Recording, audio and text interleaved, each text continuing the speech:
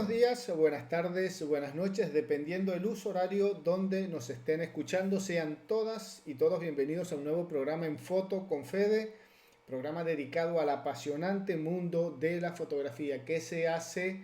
¿Cómo se hace? ¿Y quiénes están haciendo la fotografía en Latinoamérica en la actualidad?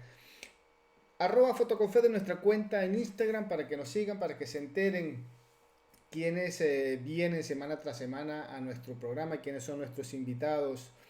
www.fotoconfede.com, nuestra página web, donde no solamente vas a escuchar las entrevistas, vas a ver información de nuestros entrevistados, vas a ver fotos, trabajos de nuestros entrevistados. También tenemos nuestro blog, donde permanentemente estamos publicando información de eventos, concursos, trabajos, libros, presentaciones, noticias que andan dando vuelta a nivel de fotografía latinoamericana y del mundo. Lo más relevante, o por lo menos una parte de ella, porque es muy difícil abarcarlo todo, pero por lo menos una parte de la fotografía latinoamericana la vas a encontrar en nuestra página web www.fotoconfede.com. Y ya saben, patreon.com/fotoconfede, te suscribes y conoces todos los beneficios que te están esperando para mejorar tu fotografía. Por allí nos ayudan, nos da su aporte, su granito de arena, que a nosotros nos ayuda muchísimo para seguir desarrollando este proyecto, que es dar a conocer la fotografía latinoamericana. Y en el programa de hoy tenemos a un invitado muy especial, porque sabe de fotografía latinoamericana, está como quien dice en la salsa de este mundo de la fotografía, y con él vamos a charlar en el día de hoy. Estamos con Pablo Corral desde Ecuador. De Argentina nos vamos para Ecuador, si no me equivoco, en la mañana de hoy. Pablo, ¿cómo estás? Muy bien, Federico. Un gusto grande estar esta mañana contigo. Bueno, corregime, estás en Ecuador, ¿no? ¿Correcto? Estoy en Quito, en Ecuador, Quito, sí. Ecuador, bien, porque por ahí investigamos y nos dicen, soy de tal país, pero en este momento estoy en. La semana pasada, hace unos poquitos días, entrevistamos a Marilene Ribeiro. Ella es fotógrafa, ella es brasilera, pero al momento de hacer la entrevista estaba en Inglaterra. Entonces, por eso te digo, a veces consulto Claro, bien de dónde son y a dónde están, porque por ahí andan, la sí, fotografía tiene eso de lindo que nos lleva para todas partes. somos errantes. Exactamente. Bueno, Pablo, a ver, para quienes no te conocen, contanos un poquito cómo llegas a este mundo de la fotografía. Sos fotoperiodista, entre otras tantas profesiones o tantos otros ejercicios laborales que tenés por allí. Yo voy a dejar que vos te presentes como mejor te guste. A ver, contanos un Claro, bueno. poquito, ¿cómo llegas a esto de la fotografía? Bueno, te cuento muy rápidamente. Mi padre era un aficionado a la fotografía, muy apasionado y tenía un cuarto oscuro en la casa, entonces yo comencé a trabajar en el cuarto oscuro cuando tenía 6, 7 años y me apasioné con la fotografía desde muy pequeñito. A los 12 años ya empecé a hacer fotos más en serio, a los 17 hice mi primer libro, eh, estudié derecho y cuando me gradué de abogado le entregué el título de doctor a mi papá, que soñaba que yo sea abogado, y me fui a viajar por el mundo. Eh, Ahí comencé a construir un libro que luego se llamó Andes, que fue un libro que publicó la National Geographic con textos de Mario Vargas Llosa. Pasé algunos años viajando por los Andes y digamos que comenzó en ese tiempo mi carrera, después de graduarme de abogado, comenzó mi carrera como periodista eh, fotográfico, como fotoperiodista. Así que ya llevo muchos años trabajando como fotoperiodista, pero digamos, siempre me he alimentado de muchas vertientes. He sido político, he sido abogado, he sido fotógrafo, he sido gestor cultural, fui secretario de Cultura de la ciudad de Quito durante 4 años y medio. He hecho muchísimas cosas conectadas con la fotografía periodística, con el arte, con la cultura. Así que una presentación muy rápida. Trabajé más de una década con National Geographic, uno de los primeros latinoamericanos en hacerlo. Viajé mucho por el mundo, después me cansé y decidí pasar más tiempo en Ecuador. Pero bueno, así, a grandes rasgos, esa es mi historia personal. Buenísimo. Yo estoy acá pensando cómo hago para exprimir este programa en 40, 45 minutos, cómo exprimir lo mejor de toda la información que nos podés compartir a nosotros acá en el programa, a la audiencia, que se escuche en toda Latinoamérica. A ver, tengo mucho para preguntar. A rasgos generales, un hombre que por su experiencia, por sus conocimientos, por su trayectoria y que ha tenido la oportunidad de estar a través de la fotografía recorriendo el mundo. Yo me quiero quedar acá en Latinoamérica, pero si bien podés extraer algo de otro continente, pues bienvenido sea. ¿Cómo ves la fotografía hoy en día acá en Latinoamérica? ¿En qué momento la podemos ubicar? Si es que cabe un momento. Bueno, los fotógrafos latinoamericanos no nos conocíamos los unos a los otros. Yo creo que obviamente con los foros latinoamericanos, con los encuentros, ya en los años 70 empieza a haber un contacto directo entre los fotógrafos latinoamericanos. Y luego con la aparición de las redes sociales, de las primeras redes sociales, ya hay una conexión mucho más personal y productiva entre los fotógrafos latinoamericanos. Siempre hemos mirado hacia el norte, siempre hemos pensado que los fotógrafos europeos y norteamericanos son los únicos, las únicas referencias, pero la verdad es que conocemos esos trabajos porque se han difundido más que los trabajos de los fotógrafos latinoamericanos, no porque sean de una mayor calidad, sino simplemente porque esos fotógrafos han recibido la bendición de los grandes medios o de los grandes museos o de los grandes canales de circulación. No conocemos el trabajo de los latinoamericanos o no conocíamos el trabajo de los latinoamericanos. Ahora ha ocurrido un fenómeno que es muy interesante. Ya no miramos para el norte. Ya el norte no es una referencia. Es más interesante mirar de manera horizontal lo que están haciendo los otros creadores en América Latina, porque es mucho más rico el trabajo que está saliendo de América Latina en general que el trabajo que está saliendo de Europa o Estados Unidos. En América Latina tenemos, a pesar de las limitaciones económicas, eh, un momento vibrante de mucha creatividad y de contar historias de manera auténtica. Antes los fotógrafos documentalistas, por ejemplo, tenían terror de lo que se parezca a arte. Entonces, cualquier manipulación, cualquier cosa extraña, eran muy dogmáticos. Y la mayoría de periodistas jóvenes, de fotoperiodistas jóvenes, transitan entre el arte y el periodismo de manera casi libre.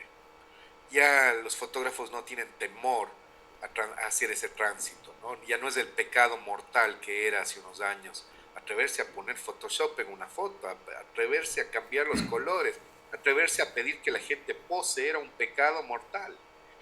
Yo creo que la fotografía se ha liberado de muchas de esas ataduras. Yo creo que es un excelente momento para la fotografía latinoamericana, pero claro, tenemos el problema muy concreto de que no existen medios de comunicación donde podemos publicar las imágenes que hacemos, existen pocos espacios expositivos, existen pocos recursos para hacer fotografía, casi todo el mundo está financiando su fotografía con otras actividades. Eso es lo que pasa en general. La profesionalización de la fotografía es una quimera en América Latina, aparte de los pocos fotógrafos latinoamericanos que trabajan para medios internacionales en el mundo, ¿no?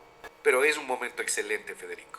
Estos nuevos tiempos, o estas nuevas formas de ver la fotografía, cuando digo esta nueva forma de ver la fotografía, decimos que a través de ese dispositivo tan, por allí como no tan bien visto por algunos fotógrafos, hablo del teléfono celular, que por allí todavía cuesta un poco decir, bueno, sí, con el teléfono celular se hace fotos. Por allí hace poco salió un artículo de una entrevista que le hicieron al fotógrafo brasilero Sebastián Salgado, que es uno de los grandes referentes de la fotografía latinoamericana, que dice, bueno, hacer fotos con un celular no es ser fotógrafo.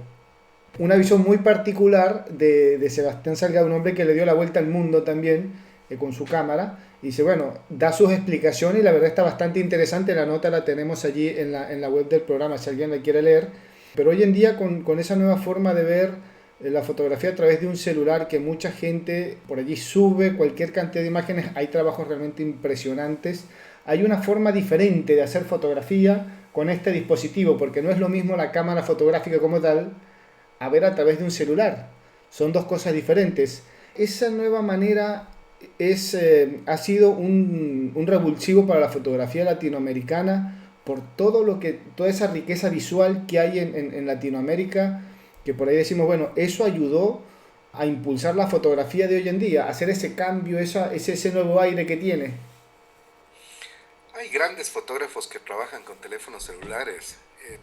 Es decir, es simplemente un prejuicio decir que el que trabaja con teléfono celular no es fotógrafo. De todas maneras, es un dispositivo que captura imágenes y son imágenes reales. Es decir, más preocupante es el tema de la inteligencia artificial, en el que las imágenes no son reales, pero si las imágenes vienen de un celular, ahora nos parece inofensivo el celular enfrentados al tema de la inteligencia artificial, evidentemente. Hace unos años, están usando celular. Ahora es una maravilla, el celular está perfecto, el celular también capta imágenes reales. Claro, lo que no sabemos es que esa imagen que capta el celular pasa a través de una especie de inteligencia artificial, de una serie de algoritmos computacionales que transforman la imagen. Yo recuerdo, pasé un tiempo en el Media Lab del MIT, en el grupo que se llama Camera Lab, que es el que piensa acerca del futuro de la fotografía. Recuerdo muy bien cuando nuestro profesor, el gran Ramesh Raskar, que es uno de los grandes pensadores en la tecnología de la imagen, nos decía, miren, cuando se saltó de la imagen analógica a la imagen digital, lo que se hizo es procesar la información que salía de los sensores de tal manera que se parezca a lo que salía de las cámaras analógicas. Pero para conseguir eso había que hacer un proceso computacional muy complejo, porque lo que sale del sensor no es lo que se veía en la película. Entonces, desde el primer día que apareció la fotografía digital, hemos estado manipulando las imágenes a través de computadoras para que se parezcan a lo que fotografiábamos con película. Siempre ha habido procesos computacionales relacionados con la fotografía, más agresivos, menos agresivos. Pero lo importante es pensar en las fotografías como símbolos, como representaciones de algo. A ver, si nos quedamos con la idea de que yo soy artista y por tanto todo lo que yo toque se convierte en arte, y cuando yo aplasto el botón he creado arte, yo creo que no es una buena aproximación a la fotografía, porque la fotografía es un fenómeno más grande en cierto sentido que el arte. Usamos la fotografía para todo, para fotografiar algo que queremos comprar, para, no sé, para sacar fotos de nuestra vida cotidiana, la policía usa fotografía para, no sé, revisar la escena del crimen. Hay millones de usos diferentes para la fotografía, pero sobre todo la fotografía es una forma de expresión cotidiana, absolutamente cotidiana. La usamos todos los días para hablar sobre nosotros, sobre nuestra propia vida, en Instagram, en las redes sociales, en cualquier lado, y contamos historias acerca de nosotros mismos con la fotografía. Y a veces nosotros queremos que esas fotografías tengan un valor lírico, poético, que va más allá de la imagen textual o descriptiva. Y ahí nos vamos al símbolo. Entonces, los que trabajamos en fotografía tratamos de construir símbolos. El cómo se construye el símbolo, si es solamente un tema intelectual o hay un esfuerzo enorme.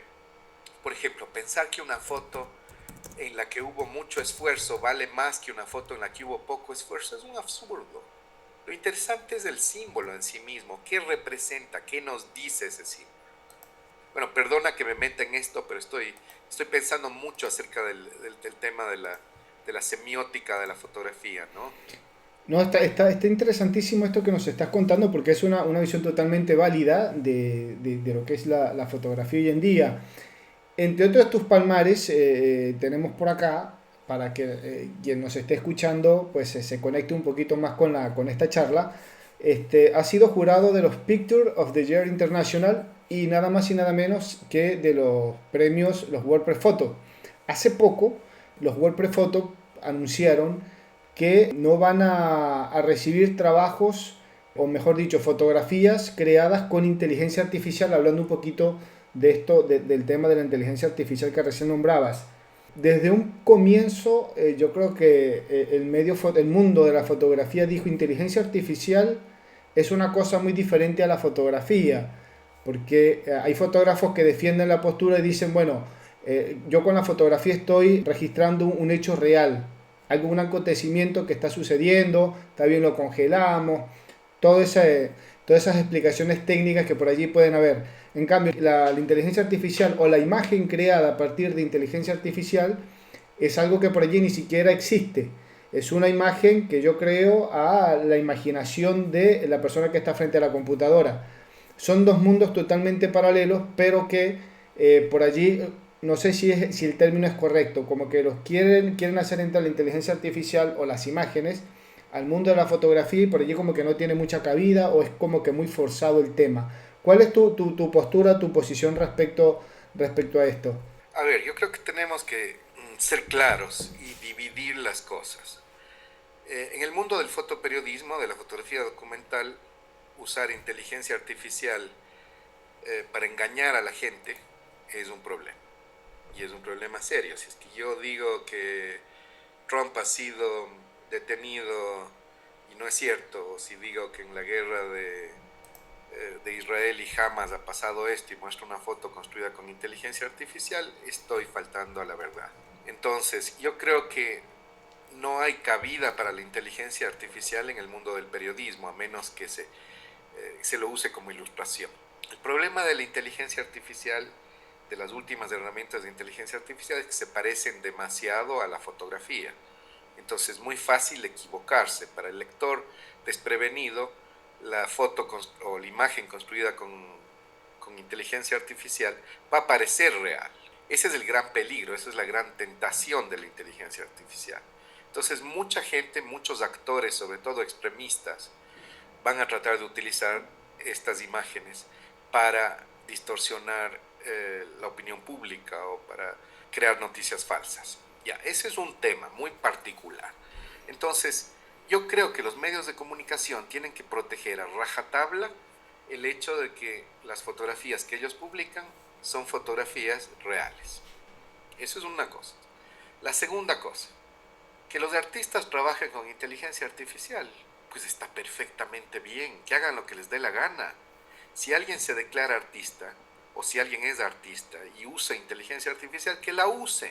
Y si no representa tanto trabajo, ¿qué importa?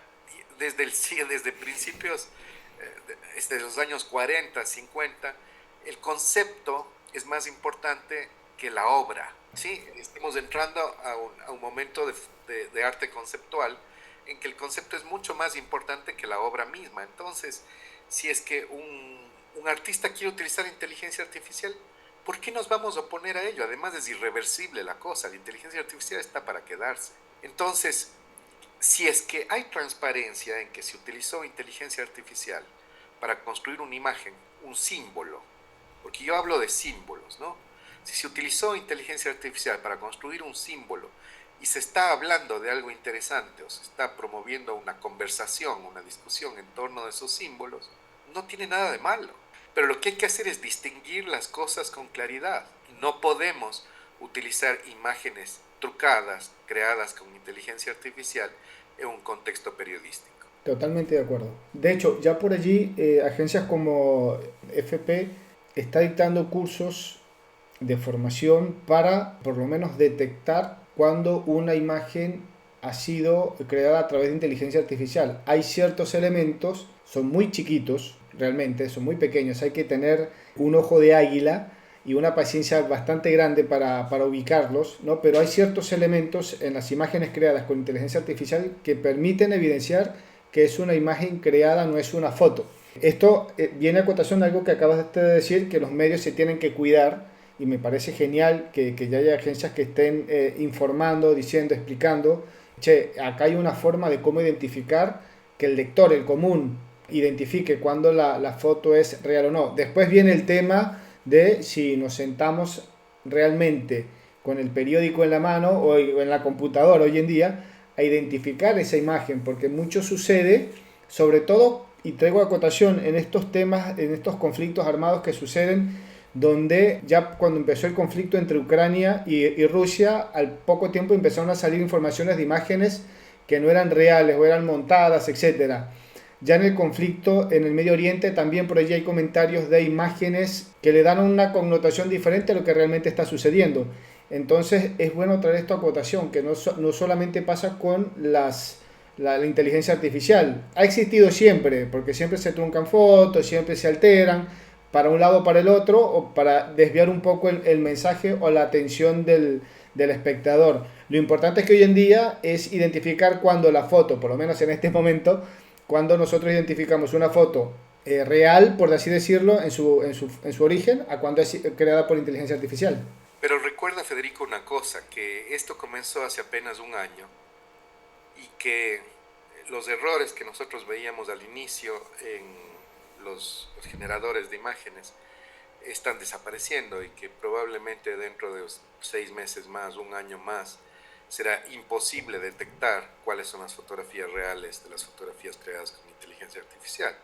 Cada vez son más sofisticadas. Antes las manos tenían defectos, antes había unos errores que era relativamente fácil de identificar.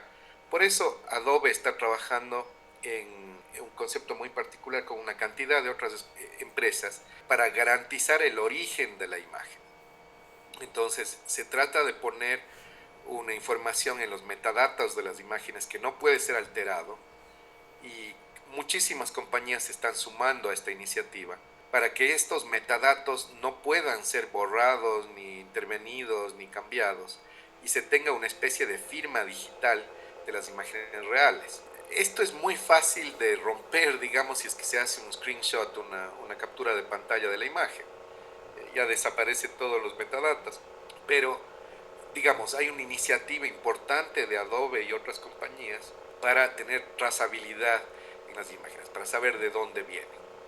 Yo lo que diría, y una de las cosas que queremos proponer como Apoyo Latam, es que tengamos un pacto del RAW. ¿Qué significa el pacto del RAW? Que los fotógrafos que trabajamos con fotografía documental, fotografiamos en RAW. El RAW es un tipo de archivo más difícil de manipular.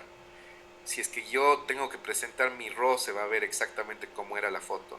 Y ese pacto del RAW me parece que es interesante para los que trabajamos en fotografía documental. Y los que no trabajan en fotografía documental, que hagan lo que quieran, por Dios. Hay libertad, no es ningún pecado. Y sí, cuando apareció la fotografía, los pintores, acuérdate tú, se sentían amenazados. ¿Cómo es posible? La fotografía, una máquina que captura imágenes nos va a dejar sin trabajo. Y gracias a la fotografía, la pintura se liberó y pudo liberarse de la realidad. Yo no sé lo que va a pasar con la fotografía, pero la fotografía va a tener que replantearse, porque va a ocupar un lugar distinto. Ya no va a ser el testimonio fehaciente, incontestable de la realidad. Y hay una cosa que es muy importante, Federico, que nos olvidamos. Yo creo que tenemos que hacer un análisis de conciencia los que trabajamos en fotografía documental. Y tenemos que reconocer que la fotografía documental no es la realidad. Es simplemente un punto de vista sobre la realidad. Y es un punto de vista intencionado, ideologizado, porque todas las personas tienen una ideología y tienen una manera de ver el mundo. Entonces, decir que nuestra imagen es real porque no manipulamos la situación ni manipulamos el archivo en Photoshop es una ridiculez, porque solamente el hecho de que yo escoja ese punto de vista ya es una manipulación. Interesante. Entonces, interesante esto que estás diciendo, ¿no? Porque, bueno, ya hay muchas personas que dicen hablar de, yo creo que sintetizando el comentario es como que ya hay personas que dicen, bueno, hablar de objetividad en la fotografía es como que perder el tiempo porque ya está más que visto, que hablado, que comentado, que es la fotografía es totalmente subjetiva porque es la visión y el análisis que hace el autor de la foto de ese contexto. Exacto, es una ridiculez hablar de objetividad. Piensa tú en las 10 fotos o 15 fotos que escoge la National Geographic para representar un país. Claro. Por Dios. Ya tiene que ver el gusto del editor en este caso. Claro, ¿de qué estamos hablando? ¿Qué objetividad ni qué nada? escogieron las mejores fotos, medio coinciden con el tema que se está tratando y se da una visión a veces idealizada, a veces exotizada de la realidad. Pero por Dios, si leemos las fotos, si realmente nos metemos a interpretar los símbolos que están en esas 10 fotos que aparecen en el artículo, creo que ahí no está representado ni Ecuador, ni Argentina, ni ningún tema, porque simplemente son puntos de vista casi aleatorios, muy particulares, y también cargados de una ideología y de una manera de ver el mundo, ¿no? A nosotros en América Latina se nos ha visto siempre de manera exótica, siempre somos los pájaros raros. Y nosotros nos hemos creído ese discurso, también seguimos con eso. Por eso cuando yo trabajo con inteligencia artificial me encanta trabajar con los estereotipos. Eso es lo que yo quiero hacer. Quiero hablar acerca de los estereotipos con que nos han visto a los latinoamericanos y los estereotipos con los que nos vemos nosotros mismos. Que tiene que ver también un poco los estereotipos con que nosotros vemos a los europeos, por ejemplo, o a los Sin africanos o a los duda, asiáticos. sin duda es que estamos llenos de estereotipos y además la fotografía ha contribuido de manera significativa a esos estereotipos. Claro. Sí, cuando yo pienso en la guerra de Vietnam y pienso en la niña que corre en el campo y caen las bombas de napalm, esa es mi imagen de la guerra de Vietnam y sin embargo es una imagen simbólica, altamente simbólica, pero absolutamente limitada de lo que fue la guerra. Tal cual. Son símbolos, son representaciones y algunas se convierten en íconos, nos permiten interpretar situaciones complejas, pero siempre son simplificaciones. La fotografía es una hipersimplificación, es un instante en el tiempo y en el espacio. E imagínate cuántos instantes en el tiempo y en el espacio ocurren en la realidad.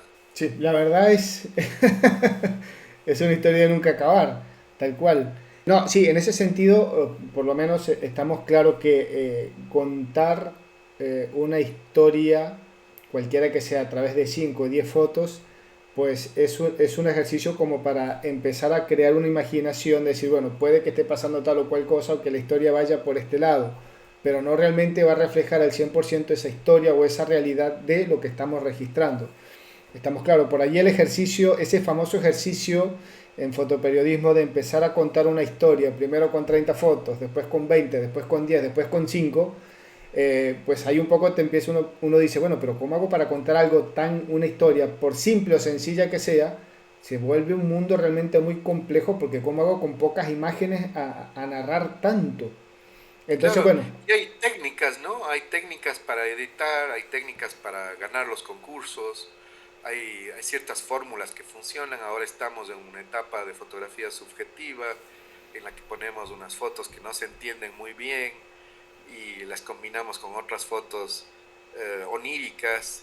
Estamos en una etapa casi onírica de la fotografía latinoamericana en donde hay ciertas maneras de contar las historias.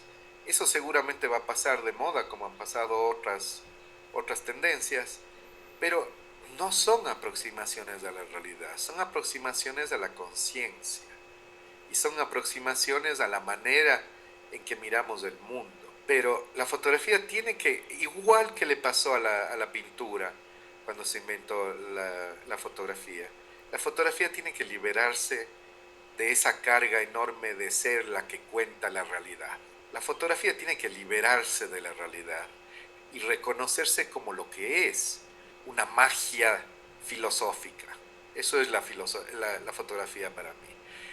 Se detiene el tiempo, que es una cosa extraordinaria. En ese fotograma se detiene el tiempo y tenemos un punto de vista de los infinidad o infinitos puntos de vista que existen. Y eso desde el punto de vista filosófico es magia pura.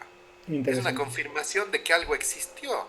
Sí, tal vez, pero yo creo que la fotografía va a tener que liberarse de la realidad y va a tener que verse a sí misma. La fotografía documental va a tener que cuestionarse a sí misma. Entonces, este grito de los fotógrafos, no, la inteligencia artificial está yéndose en contra de la realidad. No, no, no, la fotografía ya se iba en contra de la realidad. Y se parecía mucho a la realidad, pero no es la realidad.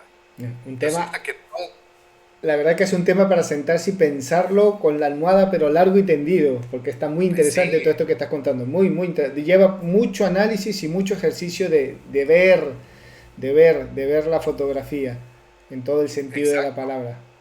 exacto, exacto. Yo creo que tenemos que liberarnos un poco del odio visceral que nos provoca la inteligencia artificial y vernos en el espejo de esta máquina que nos cuestiona todo. Por primera vez en la historia de la humanidad podemos conversar con una entidad que no es humana. Hemos estado buscando toda la vida entrar en contacto con otra especie o con extraterrestres o con alguien que hable, nos hemos sentido completamente solos en el universo.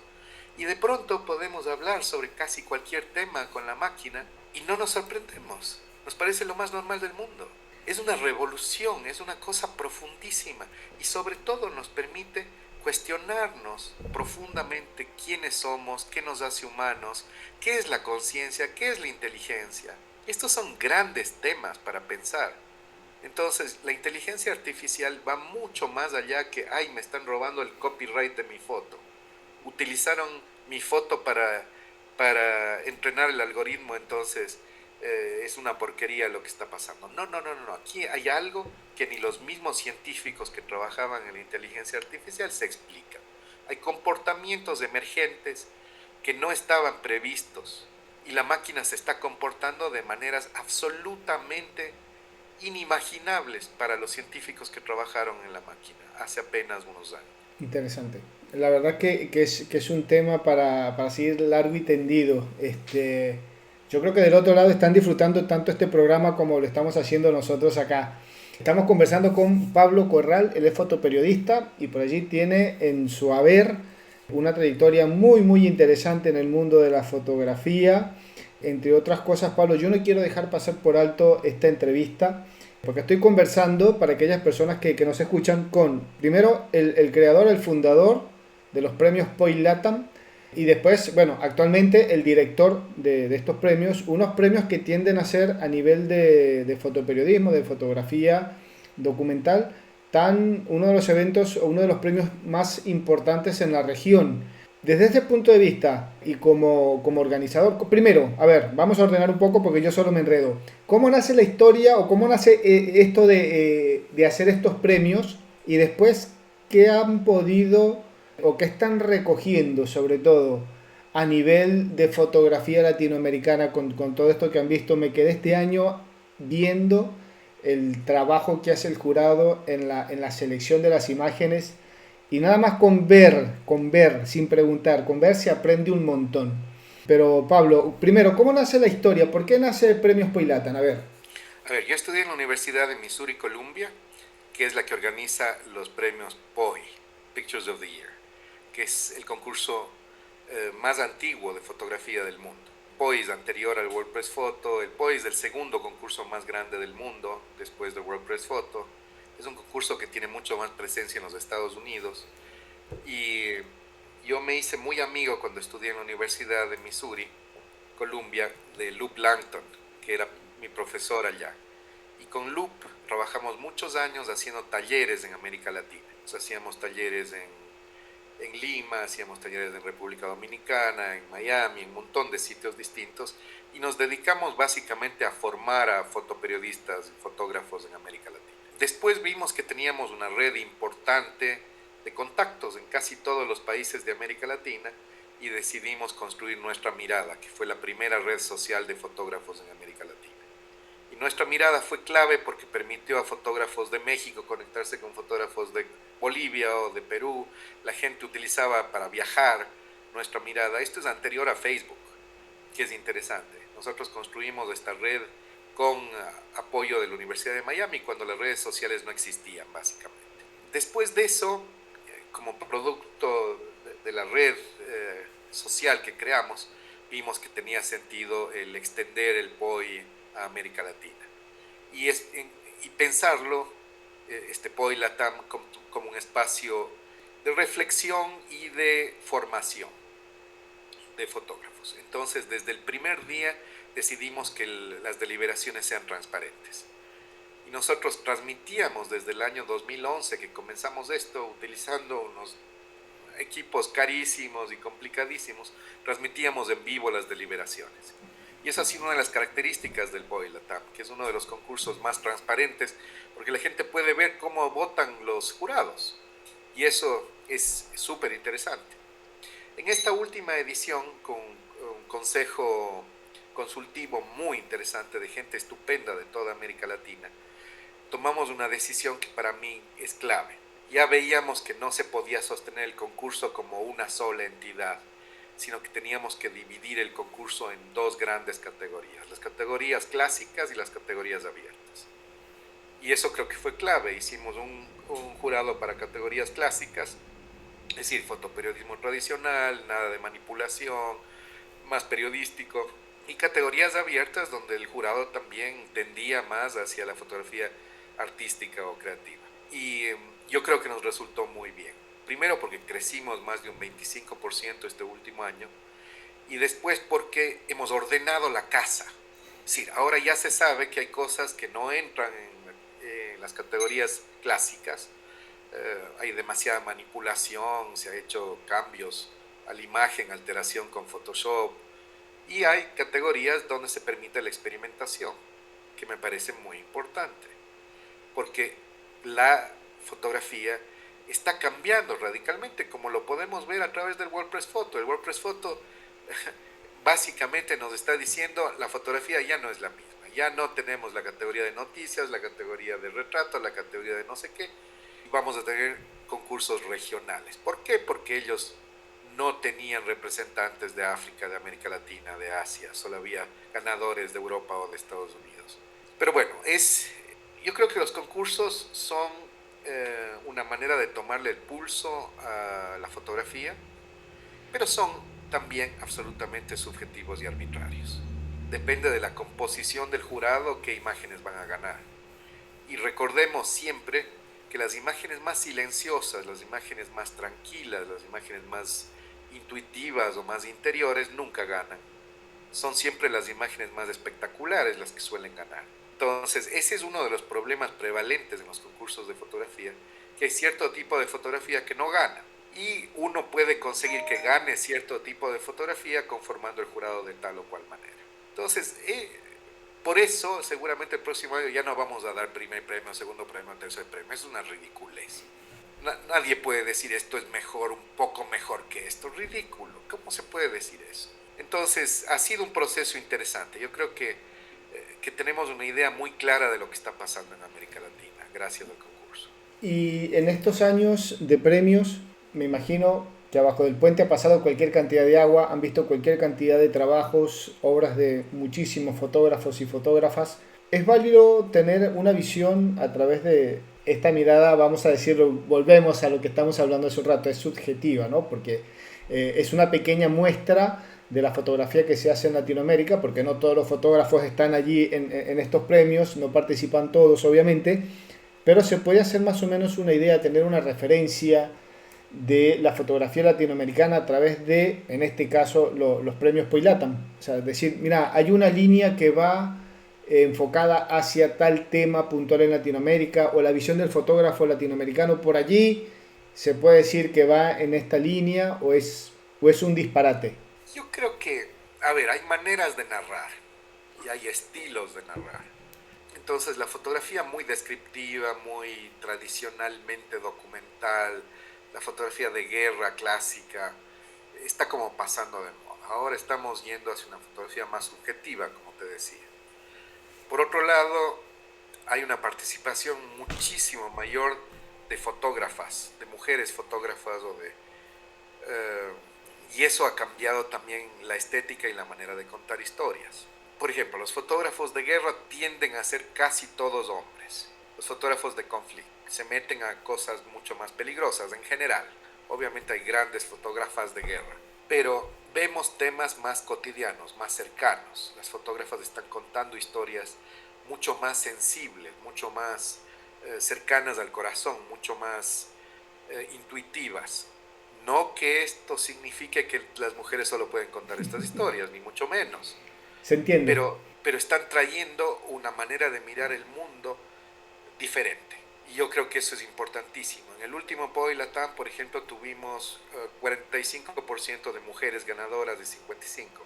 En los primeros premios, en los primeros Poi Latam, teníamos 90% de hombres ganadores y apenas un 10% de mujeres. Es decir, eso ha cambiado de manera significativa. Las mujeres, por otro lado, mujeres fotógrafas, han recibido becas, se han formado, han creado cooperativas, se han organizado y tienen, digamos, una presencia muchísimo mayor en la fotografía latinoamericana y en los medios internacionales, europeos y norteamericanos. Un medio va a preferir siempre una mujer latinoamericana y no un hombre latinoamericano para contar historias sobre la América Latina. Pero bueno, en fin, está cambiando muchísimo. Yo creo que es saludable. En el último Poi Latam, en el penúltimo Poi Latam, nosotros tuvimos en el jurado 4 mujeres y un hombre. Y nos criticaron muchísimo, nos dijeron, ¿cómo es posible que tengan 4 mujeres y un hombre? Les dijimos, miren, siempre ha sido al revés. Siempre ha habido 4 hombres y una mujer, entonces decidimos hacer lo contrario para ver qué pasa. Y muy válido, porque es tener una visión distinta también de cómo evaluar o juzgar o calificar algún trabajo. También totalmente válido. Decimos evaluar, juzgar entre comillas, ¿no? Sí, exacto, exacto. Si antes ha habido una distorsión, ¿por qué no va a haber una distorsión ahora? Entonces, estamos experimentando. Es importante el transformarse para no volverse irrelevante como concurso, ¿no? Y creo que estamos de acuerdo con los tiempos. Incluso el WordPress Photo habló conmigo y me hicieron muchísimas consultas acerca de cómo manejamos el concurso y algunas de las cosas que nosotros les contamos sirvieron para reestructurar el WordPress Photo. Entonces, yo creo que estamos haciendo las cosas de manera correcta. Seguramente en algún momento nos vamos a atrasar y el concurso dejará de ser relevante, pero por ahora creo que somos lo suficientemente atrevidos para seguir haciendo cosas que sean interesantes para la fotografía latinoamericana, ¿no? Te hago la consulta. Están los Sonic World, que por allí creo que tienen ya edición impresa. Están los WordPress Photo, que los anuarios son realmente espectaculares. Yo soy un enfermo de seguirlos, de comprarlos, de tenerlos acá.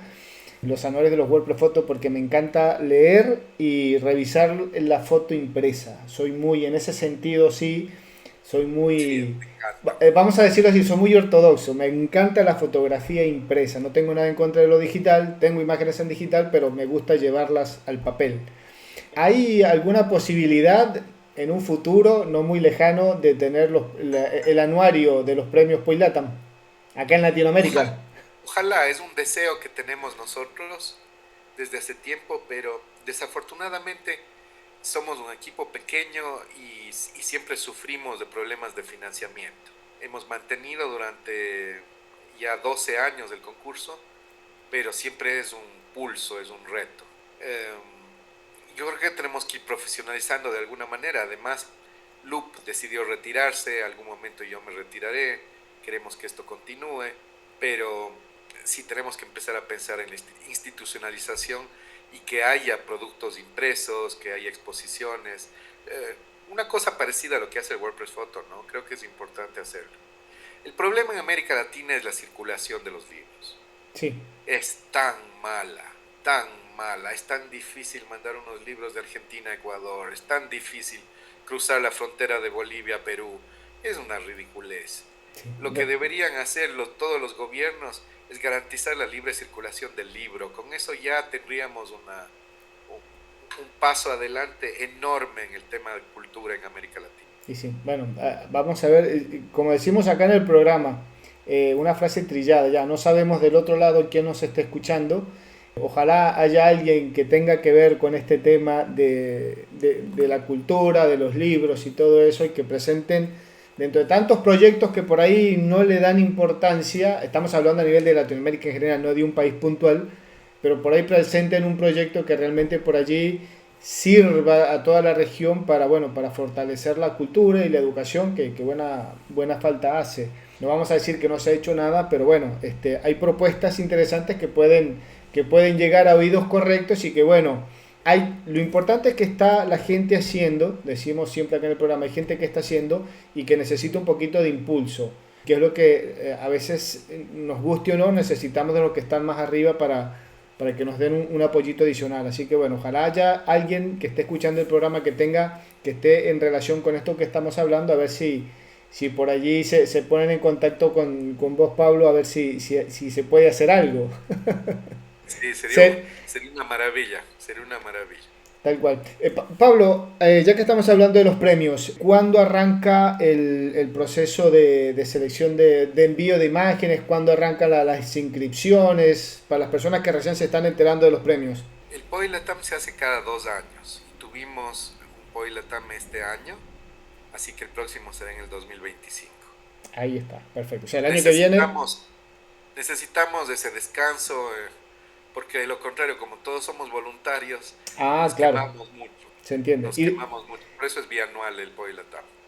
Genial. Y de paso para ir, para que los fotógrafos vayan pensando qué trabajos hacer, que le dé chance a hacer trabajos, proyectos realmente de peso para que tengan una buena vista Sí, sí, sí, sí. Y creo que vamos a mantener las mismas categorías porque nos fue bien con las categorías del año pasado, o de este año, mejor dicho. de este año. Buenísimo. Sí. Bueno, Pablo, a nivel general, ya un poco para ir cerrando la entrevista y agradecer, la verdad, yo me gustaría seguir conversando y charlando más, pero quiero respetar el tiempo, ¿no? No, pues claro, el tiempo de los oyentes. Claro, Ya haremos alguna cosa sobre filosofía. Yo creo que es interesante hablar sobre lo, la filosofía de la fotografía. creo que se lo debo a más de un oyente por ahí, de todas formas nos pueden escribir y decir, sí, sí, lo queremos, lo queremos, queremos el programa, y bueno, ¿quién quita que de repente sea uno de los primeros del año que viene? Vamos a ver. Pablo, a ver, a modo general, la fotografía de hoy en día, no la fotografía latinoamericana, que ya lo hablamos un poco en el programa, la fotografía de hoy en día, ¿hacia dónde va? ¿Hacia dónde apunta? ¿Va en auge? ¿Se estancó? ¿Va en picada? Desde tu visión, muy Bueno, personal. es el mejor momento para la fotografía porque la fotografía se usa de manera cotidiana y todo el mundo la usa. Es decir, el número de fotografías profesionales es minúsculo comparado con el número de fotografías de aficionados, ¿no? Todo el mundo toma fotos, todo el mundo publica fotos y todo el mundo usa la fotografía para contar historias. Sus historias personales tal vez no son, no son historias con grandes ambiciones, ni mucho menos, pero todo el mundo usa fotografía. La fotografía es el lenguaje del siglo XXI, está presente en todo lo que hacemos. En toda actividad está presente la fotografía. No existe un cumpleaños, obviamente sin fotografía, eso ya pasa desde el inicio de la fotografía, pero no existe, no existe casi ninguna comunicación interpersonal que no incluya la fotografía de alguna manera. Entonces, es el mejor momento para la fotografía y obviamente es el peor momento para los fotógrafos, porque los fotógrafos se sentían los dueños de la fotografía. Solo ellos podían hacer fotografías de gran calidad, solo ellos podrían revelar bien las fotografías, solo ellos podían conocer los entresijos de la fotografía, saber cómo exponer correctamente, hacer... Y de pronto se inventa la fotografía digital y todo el mundo empieza a hacer fotografía. Después se inventan las redes sociales, casi simultáneamente. Las redes sociales y todo el mundo puede publicar las imágenes. Antes las imágenes se quedaban guardadas en un cajón, en un álbum de fotos, o los profesionales las publicaban en revistas especializadas, en museos, en galerías. Ahora la fotografía es moneda de intercambio cotidiano entre todas las personas del planeta. Entonces, la fotografía se convirtió en el gran lenguaje. Es lo mismo que les pasó a los monjes, que eran los únicos que sabían escribir, cuando se inventó la imprenta, ¿no? Perdieron un nicho. Y claro, los fotógrafos nos estamos rompiendo los sesos tratando de conservar nuestra relevancia. Pero resulta que la cámara del celular, que cada vez es más perfecta, toma unas fotos perfectamente bien expuestas, nos va a ayudar en la composición, seguramente van a meter elementos de inteligencia artificial. Sé, por ejemplo, que las cámaras de los iPhone en realidad toman una ráfaga de fotos y escogen los mejores elementos de la ráfaga.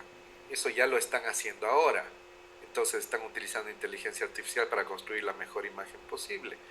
Es decir, los fotógrafos cada vez somos menos relevantes, pero nos damos palmaditas en la espalda y nos decimos que somos muy importantes y nos creemos la gran cosa.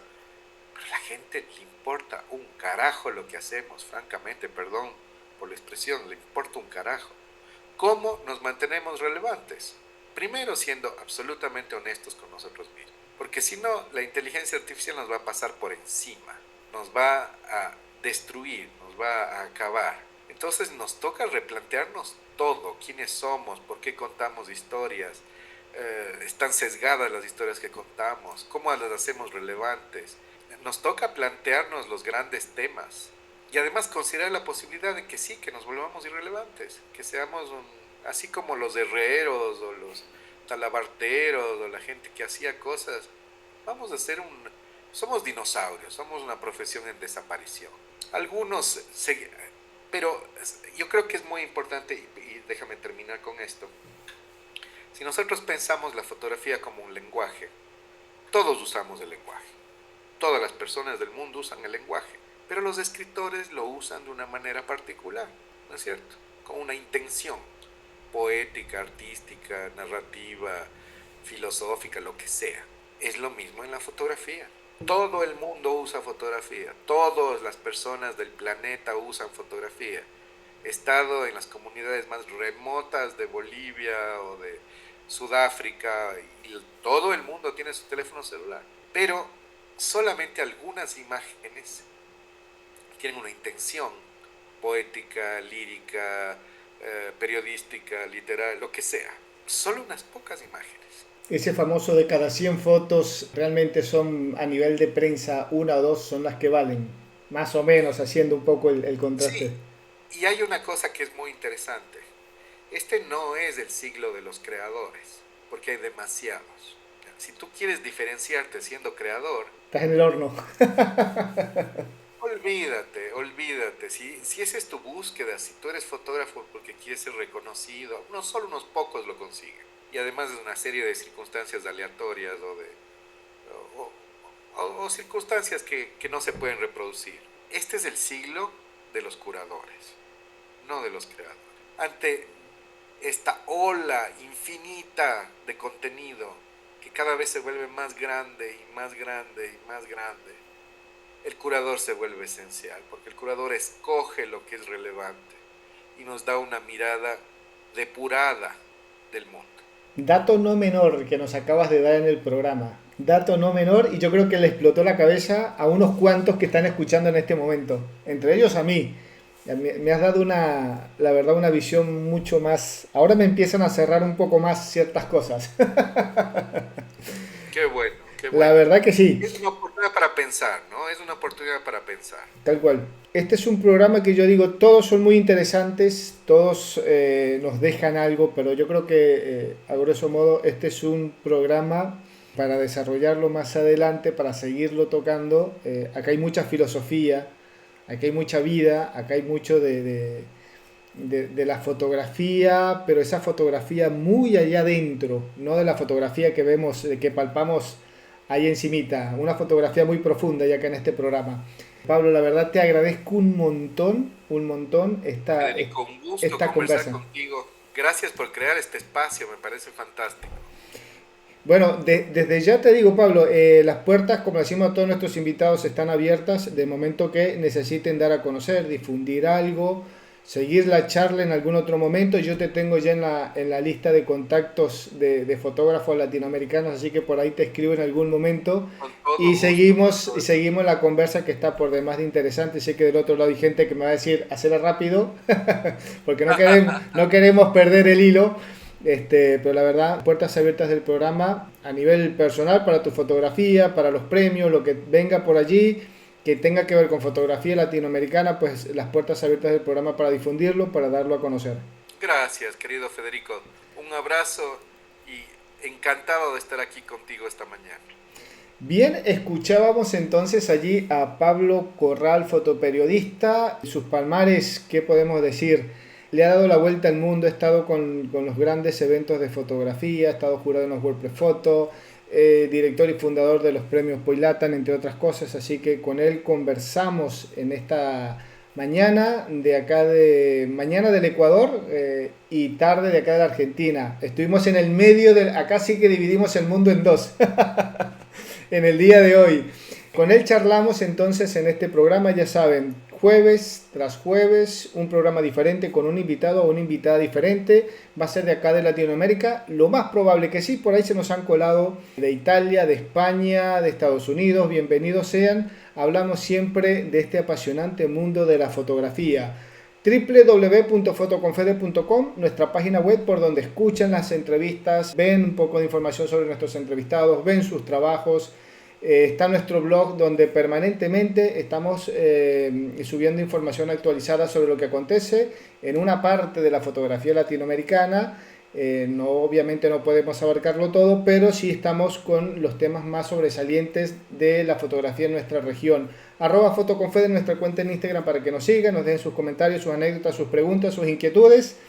Y ya lo saben, si quieren ayudarnos a que esto continúe y lo hagamos con tantas ganas y esmero como lo hacemos permanentemente, patreon.com/fotoconfede, te suscribes y conoces todos los beneficios que te están esperando para mejorar tu fotografía. Tu aporte, por pequeño que parezca, a nosotros nos sirve y un montón para seguir haciendo programas como este.